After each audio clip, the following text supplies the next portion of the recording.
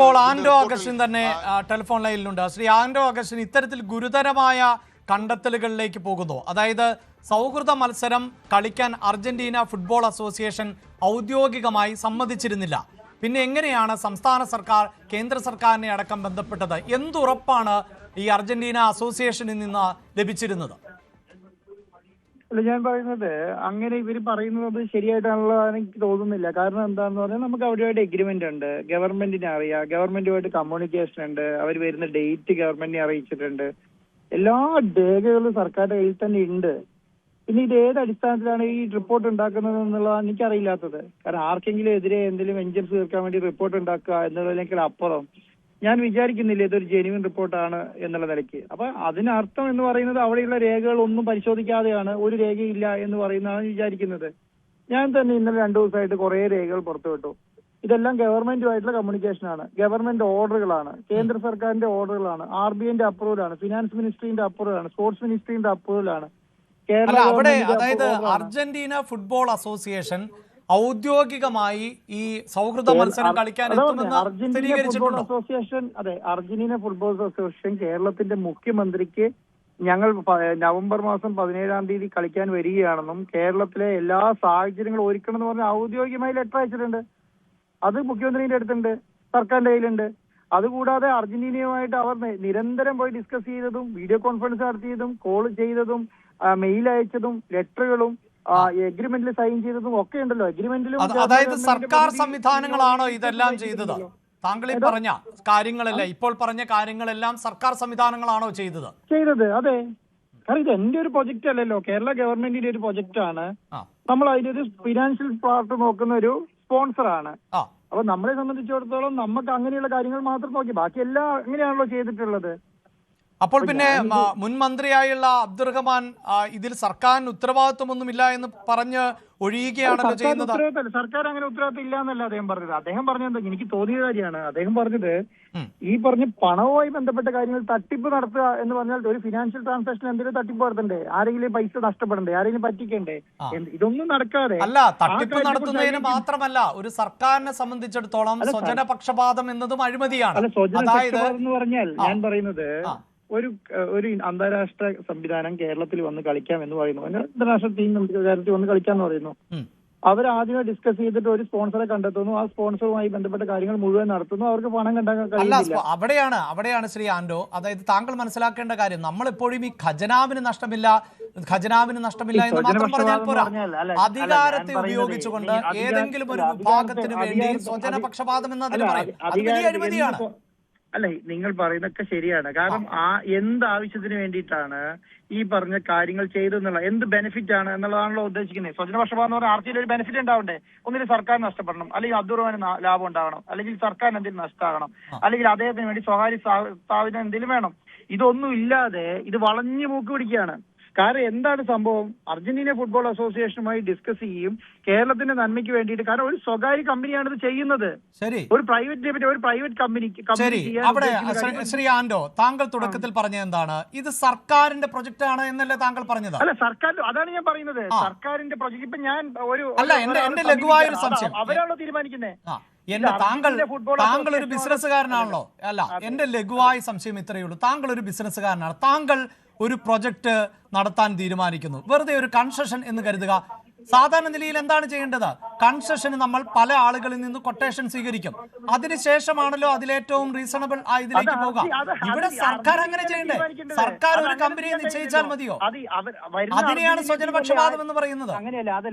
ഒരു മിനിറ്റ്, അത് അർജന്റീനയാണ് തീരുമാനിക്കേണ്ടത്. ആരുമായിട്ട് എഗ്രിമെന്റ് വെക്കണം, ആരുമായിട്ട് എഗ്രിമെന്റ് വെക്കണ്ട എന്നുള്ളത് അർജന്റീനയാണ് തീരുമാനിക്കും. ഇവിടെ തീരുമാനം എടുത്ത് അവരോട് സൈൻ ചെയ്ത്. അല്ലല്ല, എന്റെ സംശയം താങ്കൾ ദയവായി കേൾക്കൂ. സർക്കാർ അർജന്റീന ഫുട്ബോൾ ടീമിനെ കൊണ്ടുവരുന്നു. അവിടെ എക്സ് ഓർ വൈ ഏത് ടീമും ആകട്ടെ, ഈ പ്രവർത്തനങ്ങൾക്ക് ഒരു സ്പോൺസറെ കണ്ടെത്തുമ്പോഴടക്കം ഒരേ ഒരു സ്ഥാപനത്തെയോ ഒരേ ഒരു ഗ്രൂപ്പിനെയോ ചില ആളുകളെയോ മാത്രം ബന്ധപ്പെട്ടാൽ മതിയോ?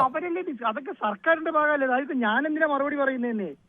ഇതൊക്കെ സർക്കാരിന്റെ ഭാഗത്തിന് ഞാൻ എന്തിനാ അതൊക്കെ മറുപടി പറയുന്നത്? എന്നെ സംബന്ധിച്ചിടത്തോളം എന്നെ സമീപിച്ചത് സർക്കാരാണ്. അതായത് താങ്കളെ ആരാണ് സമീപിച്ചത്? സർക്കാരിന് വേണ്ടി ആരാണ് സമീപിച്ചത്? അല്ല, സർക്കാർ സമീപിക്കാന്ന് പറഞ്ഞാൽ അതിനെല്ലാം ലെറ്റർ ഉണ്ടല്ലോ. അങ്ങനെ പറഞ്ഞാൽ പോരാ. താങ്കൾ ഇപ്പോൾ പറഞ്ഞത് എന്താണ്? സർക്കാരിന് വേണ്ടി താങ്കൾ എന്ന് മറുപടി പറയുന്നു. സർക്കാർ താങ്കളെ ബന്ധപ്പെട്ടു എന്നാണ്. അവിടെ ഒരു പേരുണ്ടാകണമല്ലോ, ഒരു അസോസിയേഷൻ ഉണ്ടാകണമല്ലോ. കേരളത്തിന്റെ സ്പോർട്സ് കൗൺസിലിന്റെ പ്രസിഡന്റ് ആണ് എന്റെ അടുത്ത് വരുന്നത്. തുടക്കം വരുന്ന എന്റെ അടുത്ത് വരുന്നത് സ്പോർട്സ് കൗൺസിലിന്റെ പ്രസിഡന്റ് ആണ്. ശരി, അവരാണ് ഈ കാര്യം പറയുന്നത്. അവർ തന്നെയാണ് ആ എഗ്രിമെന്റിൽ വിറ്റ്നസ് ആയിട്ടുള്ളത്. അവർ തന്നെയാണ് ഈ പ്രൊജക്റ്റുമായിട്ട് മുന്നോട്ട് പോകുന്നതും ഡിസ്കസ് ചെയ്യുന്നതും എല്ലാം. അപ്പൊ നമ്മളെ സംബന്ധിച്ചിടത്തോളം നമ്മളെ ഒരു സംവിധാനം ചെയ്യാൻ കഴിയുമോ എന്ന് ചോദിച്ചാൽ നമ്മുടെ ക്രെഡൻഷ്യലും നമ്മുടെ ബേസും ഒക്കെ അർജന്റീനയും പരിശോധിച്ചിട്ട് തന്നെയാണല്ലോ അവർ അഗ്രിമെന്റിലേക്ക് വെക്കുന്നത്. ഇവർ കുറെ പേരെ കൊടുത്തിട്ടുണ്ടെന്നാണ് ഞാൻ വിചാരിക്കുന്നത്. അവരൊന്നും ഈ അർജന്റീന അതൊന്നും എനിക്ക് തോന്നുന്നില്ല അത് അത്ര രീതിയിൽ ടേക്കപ്പ് ചെയ്തിട്ടുണ്ട് എന്നുള്ളത്. എനിക്ക് അതിന്റെ ഡീറ്റെയിൽസ് ആയിട്ട് എനിക്ക് അറിയത്തില്ല. ഞാൻ അന്ന് പറയുന്നത് കേട്ടതാണ്. അപ്പൊ ഇതൊന്നും നോക്കാതെയായിരിക്കുമോ ചെയ്തിട്ടുണ്ടാവുക.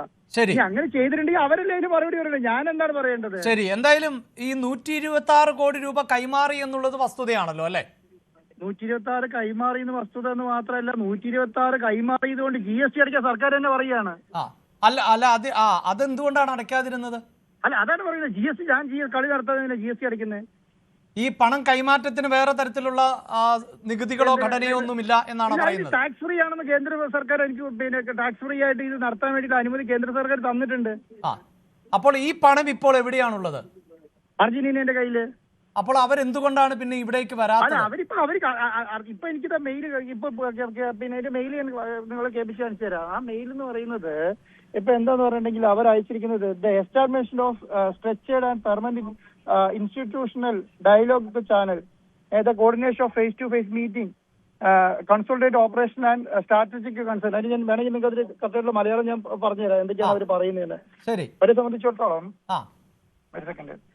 ശരി, അല്ല താങ്കൾ മറുപടി പറഞ്ഞാൽ മതി. അതായത് താങ്കൾക്ക് മെയിൽ വന്നു. ശരി, ഇപ്പോൾ എന്താണ് അർജന്റീന പറയുന്നത്? ഈ തർക്കമല്ല ഒത്തുതീർപ്പാണ് വേണ്ടതെന്ന് അർജന്റീന ഫുട്ബോൾ അസോസിയേഷൻ കേരളത്തിലെത്താൻ ഇപ്പോഴും തയ്യാറെന്ന് പറഞ്ഞിട്ടാണ് മെയിൽ അയച്ചിരിക്കുന്നത്.